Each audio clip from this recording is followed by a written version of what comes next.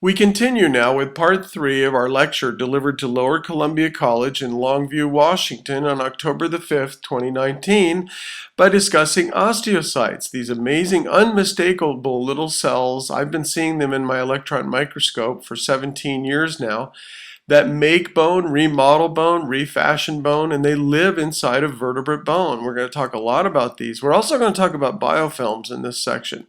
But these cells are diagnostic. In other words, when you see these cells, you know exactly what you're looking at because they're so unique to bone. And to consider that these are contamination is laughable. I mean, you'd have to have a bone cell, which is diagnostic, crawling out of a bone that's broken in the dirt near a dinosaur bone and crawling across the dirt into the dinosaur bone and setting itself up inside the dinosaur bone in order to become contamination. That's not even worth discussing. So here you see a nanotyrannus cell. This is collected from a nanotyrannus vertebra. It's a bone cell. But what I'm interested in showing you is how these filopodia are moving around. They're soft. And I'm trying to manipulate this under cover slip pressure, but it's not working as well. I had it working well, really well earlier, and now it's just not behaving that well. Okay, there it is wiggling. So these are soft tissues. These filopodia are soft. See that wiggling? That is a soft osteocyte or bone cell from a nanotyrannus vertebra. Bone cells or osteocytes are well known to vertebrate biologists. Any vertebrate organism that has hard skeleton in it is going to have osteocytes or bone cells, and these come in different varieties. One variety builds bone, and they're called osteoblasts. Another variety, called an osteoclast, will deconstruct a bone. They actually function like little mechanical sensors, and they sense stresses and cracks and defects being put on your bone when you're walking or running or swimming or carrying heavy weight. And so they will go through and they will repair these defects and cracks in your bone and remodel your bone. In fact, your total skeleton is replaced cyclically every 15 or so years. So how can these be called biofilms, and how could a biofilm replicate a bone cell? I mean, it's impossible for a bacterium to make a biofilm that looks like a bone cell. It is not possible for osteocytes to be biofilms. And the reason why is because I found osteocyte cells inside this soft, stretchy, fibrillar bone that I'm peeling off of the innermost portion of a Triceratops horn. You can think of this as skin, as you will, and I'm just peeling this off straight off the bone. It's soft and stretchy, and it's full of osteocyte cells. Now, I put this tissue on a freezing microtome called a cryostat, and I thin sectioned it, and I took a picture of the cells, and I published it in a journal. And so here is the journal, American Laboratory, which published my photograph of soft fibrillar bone, that stretchy fibrous bone you saw me peeling off the horn bone, with the osteocytes inside of it. So this cannot be a biofilm. Biofilms cannot make anything this complicated. So this is not contamination, as we have shown. These are not the leftovers of biofilms or having been made by bacteria inside of a biofilm. We've shown that to be false. These are dinosaur bone cells, and we're finding them in every bone from every dig that we've ever dug at. They come in all the same shapes that you see in the literature, with very long filopodia or thread feet that come out from them, sometimes 14 microns in length. Very beautiful, delicate cells, and they're being found in every single bone that we've examined, that we have dug out of the ground. Now, some workers have claimed that these cells are fossilized. They're mineralized. They're simply rock impressions of what the cells used to be like when they were there a long time ago. Well, we can test that with a polarizing microscope. Let's try it. And so here's the same cell under polarized light, cross polars under a polarized light microscope. which is very useful for seeing calcite minerals. And you can see here there's limited permineralization in this cell. If it was highly permineralized, it would be all solid, bright calcite, but it's not, so it's only lightly permineralized. Let's try another cell. Here's one in the center, very beautifully focused. You can see the filopodia coming out from it. And this is in bright field, so let's test it under the polarizing microscope and see what it looks like. And under polarized light, once again, we can see that it's only lightly permineralized, or there could be minerals underneath it shining through, but in any event, it's not fully calcified. So these still retain many of the proteins that they originally had when they were living inside the living dinosaur. Now these are the most mineralized cells I have been able to find. The one on the right is severely degraded. It doesn't even look like a cell anymore. The one on the left hardly does either. So these cells are rarely permineralized, and often they're probably the original tissue that was there from the beginning.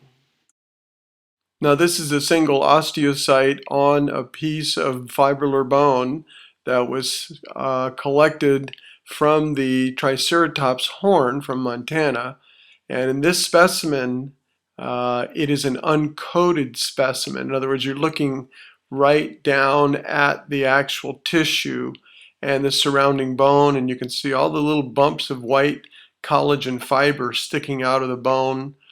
You can also see the little well that this cell is sitting in.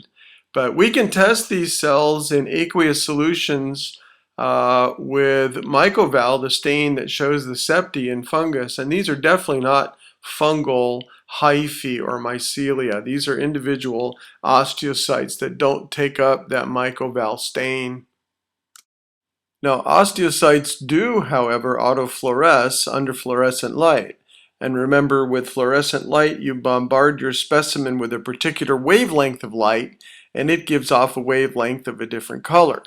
So if we impact this with blue light, here you see it in bright field, but if we impact it with blue light, the cells itself, and actually the proteins inside the cells, start autofluorescing. They're giving off energy indicating their presence. And so there are proteins, probably still viable proteins or partially, still inside of these cells. Let's look at another example.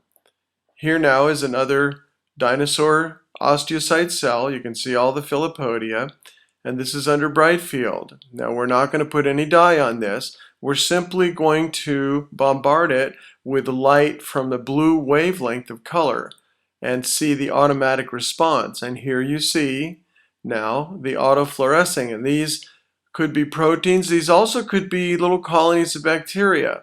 So we cannot discount the living or recently living bacteria that might be autofluorescing also. But there is autofluorescence in these cells. Now we can also stain these cells with acridine orange, the stain that intercalates with nuclear material and gives off one color for DNA and another color for RNA. And the color for RNA is red. So we incubated this in acridine orange, and now we're going to subject it to fluorescent light. And here you see the cells. They have taken up the acridine orange stain, and it has attached itself to RNA throughout these two cells, and they are glowing very vividly, showing that they did in fact take up this fluorescent stain. Osteocyte cells can also be stained with vital stains such as toluidine blue or azure blue, and we actually see osteocytes in many different colors. Some of them are clear, some of them are brownish or light tan or red colored. Others are lightly colored but take up vital stains, such as these cells here are taking up. And some of them take them up uniformly. Other cells only take them up partially, such as the cell on the bottom right. Sometimes cells do not take up vital stains, however.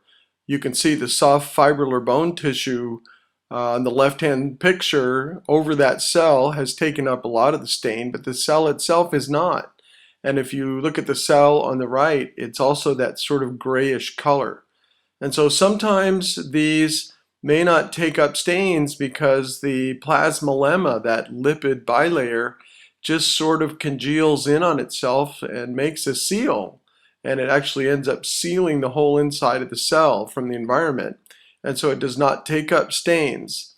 The other problem is that these lipids sometimes just degenerate into what is commonly known as grave wax, just sort of an oily, impenetrable lipid that does not take up water or aqueous solutions very readily. But as you see here, the fibrillar bone tissue has taken up the stain, and the cell has also taken up the stain quite well. So there are many different vital stains that can and should be tested on these cells and tissues to understand them more completely. A very important paper showing osteocyte or bone cell reactivity to immune compounds was published in 2013 in the journal Bone by Dr. Schweitzer and her team. And they tested 3 different types of cells: T-Rex cells, which is the horizontal A, B, and C; Brachylophosaurus cells, another dinosaur, which are images D, E, and F; and then ostrich cells, G, H, and I. And going down the left-hand column is an anti-DNA stain, and you can see that in each cell, the anti-DNA stain went in and clung specifically to an area in the cell, which is in the nucleus. The middle column, B, E, and H, is propydium iodide, another DNA stain, and the far right column is DAPI. And again, all 3 cells stain with all 3 of these DNA stains in their nucleus. Therefore, we can summarize our findings about osteocyte cells. These are not contamination. In order to have contamination, you'd have to have other broken bones from more recent organisms where the recent, once living osteocytes crawl out of that recent bone across the dirt into a dinosaur bone. It's too fantastic for words, not even worth discussing. Next, these cells do not show any birefringence in polarized light, or very minimal, and therefore they're not permineralized. They have not been turned into calcite. They're still the original tissues from the dinosaur. These are not biofilms. Biofilms, remember, do not autofluoresce. And I'm going to show more pictures of biofilms subjected to fluorescence with and without stain, and you'll see that they don't readily fluoresce. Cells do autofluoresce. I've shown you that. They also take up vital stain. They take up nucleic acid stains, as we have seen, and they also take up immunohistochemistry stains shown by the previous work by Dr. Schweitzer, where the stains attached to actin and tubulin filaments in the cells, to histones, which are DNA wrapping proteins, and also the DNA and RNA molecules. Finally, biofilms do not permineralize. Now, there was an important paper published at the end of 2019 by Thomas Kay and his group at the University of Washington in Seattle, and I'm not going to spend a lot of time on this. They studied dinosaur bones from Alberta, Canada. They mostly did elemental analysis by just counting oxygen and nitrogen and silicon and calcium molecules. They did ID a bunch of different bacteria, so they claim that the nutrients inside of this bone, which are more than they found in the matrix outside of the bone, support these populations of bacteria, and we concur. I mean, our point is that there's so much soft tissue in here that not only bacteria and microbes are being supported, but other organisms as well, as we're going to show at some point in the future. But the most important thing I want to show here is that the microscopy that they did really proves the point that I've been trying to make about these being real dinosaur tissues. And so here's a figure from their paper. This is the microscopy, the light microscopy that they did.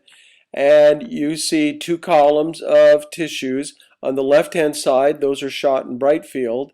and nothing remarkable there. We found the same kind of fibrillar bone matrix, and we also found vessels.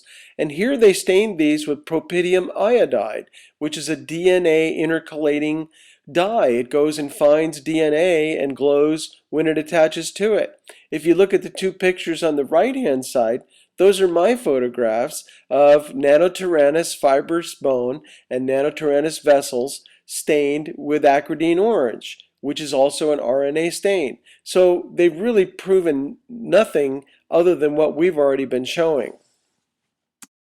In fact, here's a biofilm that I grew on a slide, and I stained it with acridine orange to test for the presence of RNA and or DNA. And as you can see, there's a light diffuse color coming off the biofilm itself, but the microorganisms took up the stain beautifully, and they are glowing very brightly.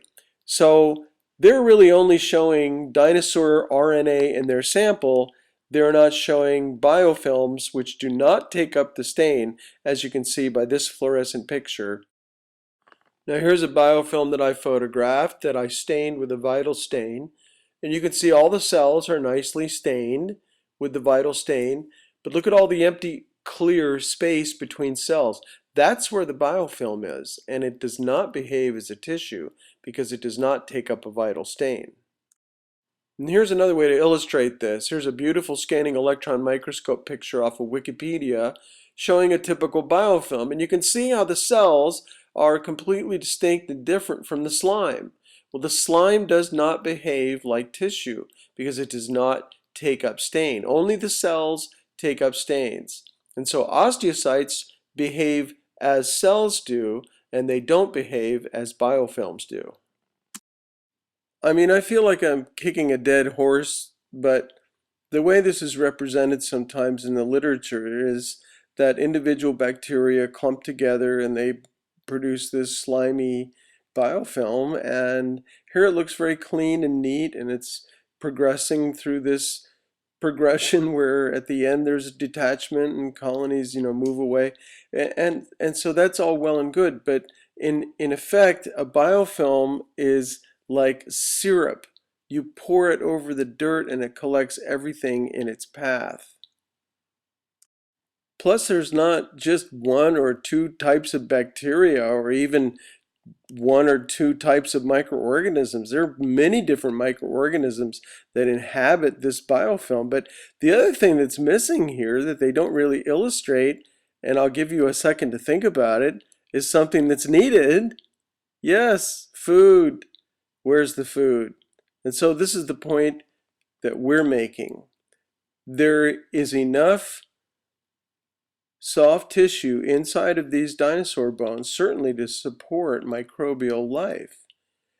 But we're finding that the possibility exists that there are more than just bacteria inhabiting these bones because there is so much soft material there to be taken advantage of. So I decided to grow some biofilms on some slides, and here you see the leading edge of a biofilm. You can clearly see the edge outlined. It actually has like a light halo running along it for definition. But if you look inside the biofilm, you see sort of this grayish mass that seems to have voids and stretches in it, but it's full of all kinds of different size cells. Some of them are rod-shaped, some of them are circular, some are green, indicating that they're photosynthetic. So there's actually photosynthetic organisms living in this biofilm as well as microbes.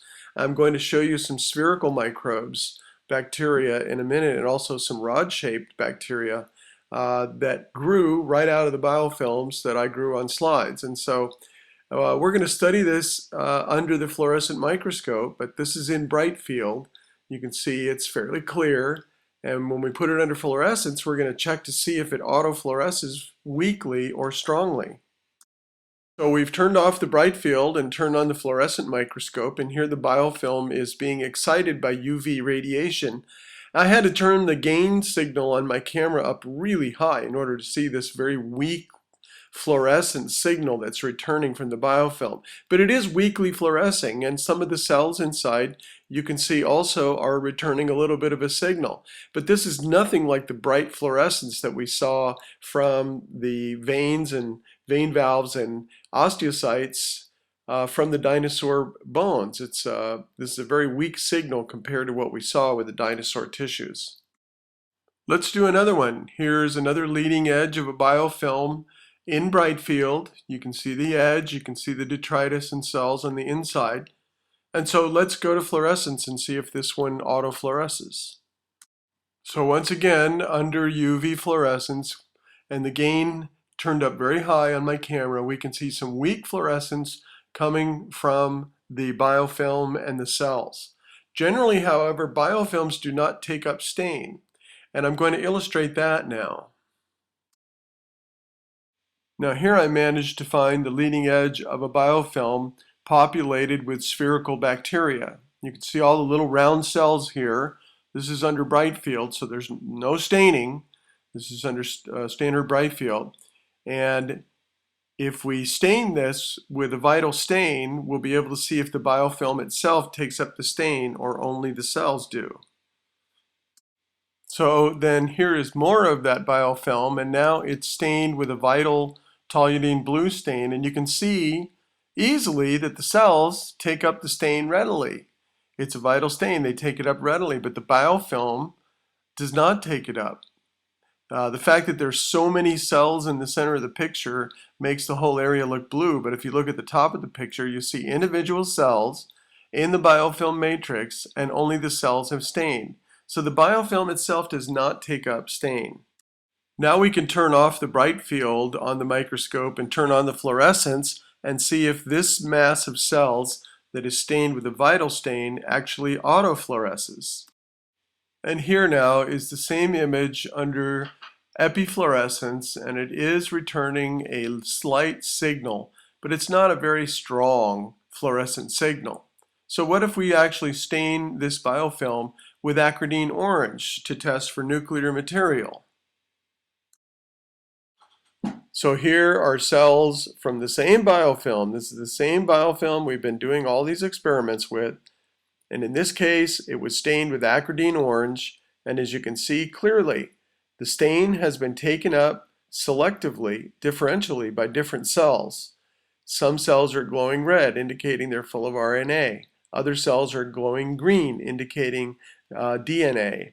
And so what we've learned through this series of experiments is that biofilms are not the replication of things that bacteria ate. Osteocytes are not biofilms. Vein valves, veins, vessels are not biofilms. Biofilms are this sticky, sugary mass that the microbes make so they can survive relatively unscathed inside of them. But biofilms do not take up stain, they do not stain with toluidine blue, they do not autofluoresce readily, and they do not take up the acridine orange stain, which is for nuclear material. So we have good, strong, solid evidence that what we are looking at inside of these dinosaur bones is not biofilm, but actual dinosaur material.